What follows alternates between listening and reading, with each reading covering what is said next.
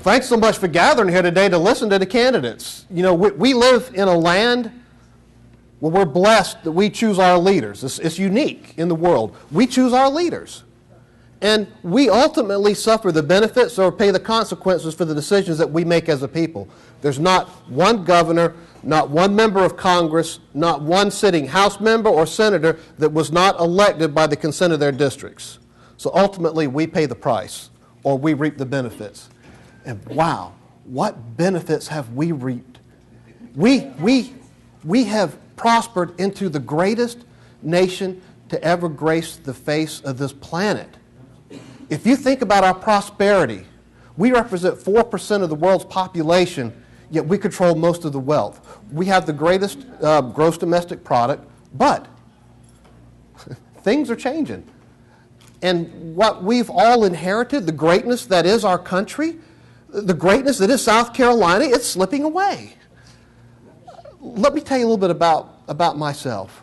I began the first half of my life living in a 10-foot wide mobile home. They don't make them that small anymore. 10-foot wide mobile home, sharing a bedroom with my brother and my sister. My parents wanted a better life for me, like all parents want for their children. Mom took a second job. Dad worked really hard, and they saved their money so that I could attend college. I'm the first in my family to ever attend college, Clemson University. My parents also sent my brother and my sister there. We're all three graduates. And it was at Clemson where two significant things happened. I met my future bride, Carol Anderson from Walhalla, and she is my soulmate. From the folks... and this is one of these stories. The first hour that I saw her, within the first hour, I went up to her and I told her that I was going to marry her. And if there's ever a story of love at first sight, it was with Carol. The other significant thing happened is that in my senior year, I came to a saving knowledge of Jesus Christ. And my life's been radically different ever since. So I graduate, and she graduates the following year. She's going to teach school. She's an 8th grade science teacher.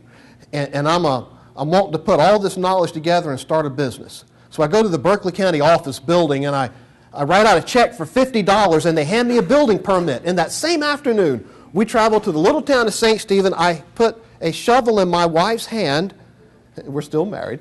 I put the other shovel in my hand, and we began digging the foundation of what would be the first of several convenience stores.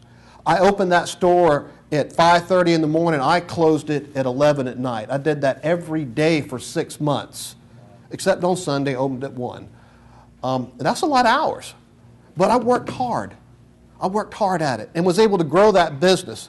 And it went from one store to multiple stores. I got into restaurants. I'm also a graduate of Bojangles University. I can make biscuits, but I got to make 100 at a time.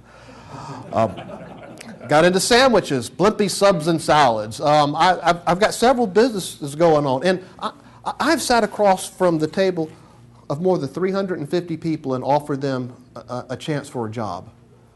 I'm the only person in this race that actually created private sector jobs.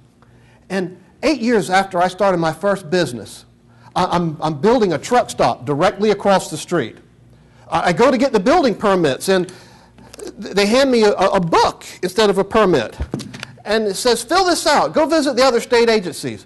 And it took, in an 8-year time frame, it went from single day to 8 months, working nearly every day, $32,000 in upfront cost to get the same piece of paper to allow me to stick a shovel in the ground. That is when I realized that my children will never have the same opportunities that I had.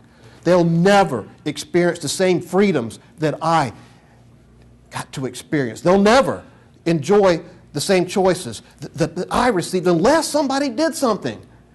I wasn't looking for politics, but politics found me.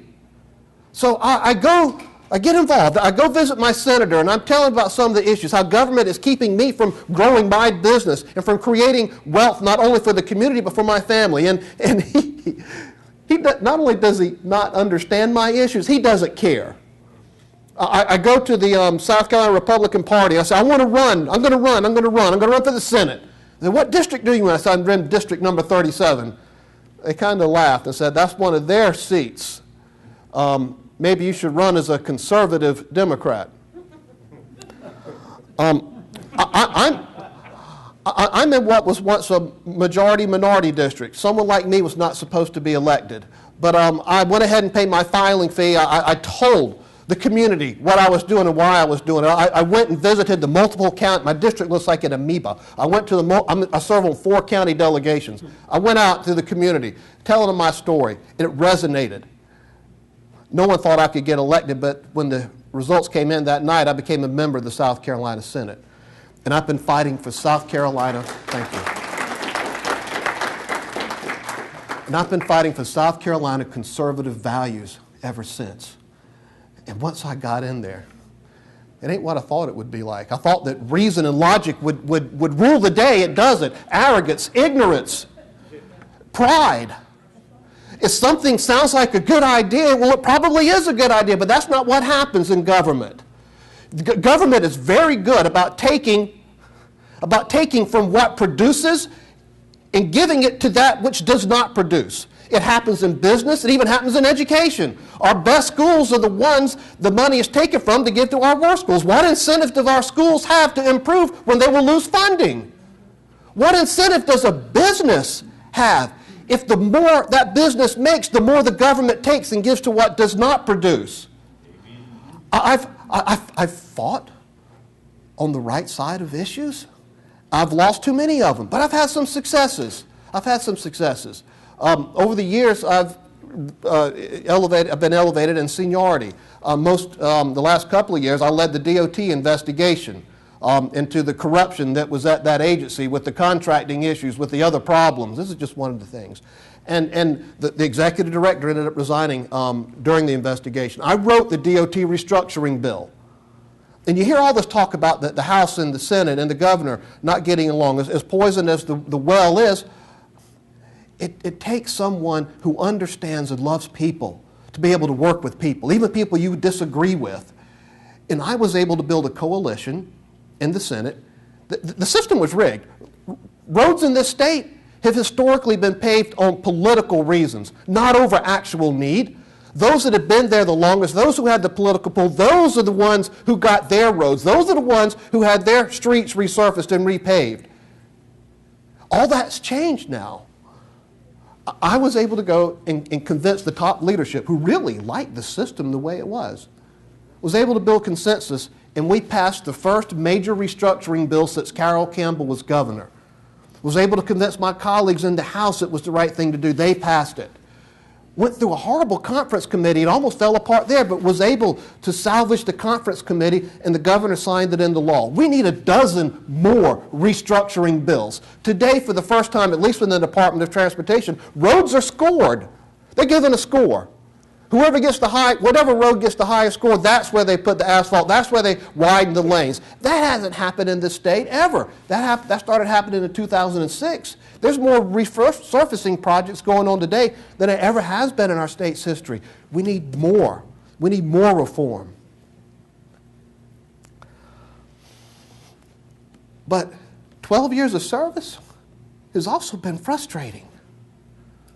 And the level of frustration has continued to grow and continue to mount, because even as our leadership saw the storm clouds of economic calamity approaching South Carolina, they turned their backs, and it was go along, get along politics. It was politics as usual, even though as early as 8 years ago, we saw spending increasing at unsustainable levels, which meant at some point we're going to have to pay the piper. We're going to pay the fiddler, and by goodness, we're paying for it today.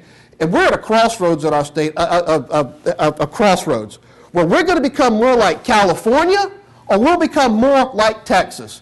The governor of Texas, Rick Perry, visiting the state of California right now, saying, y'all come, y'all come. I will make sure that the next Department of Commerce in South Carolina, that we also have representatives staked out in California, staked out in Michigan, saying, y'all come to South Carolina.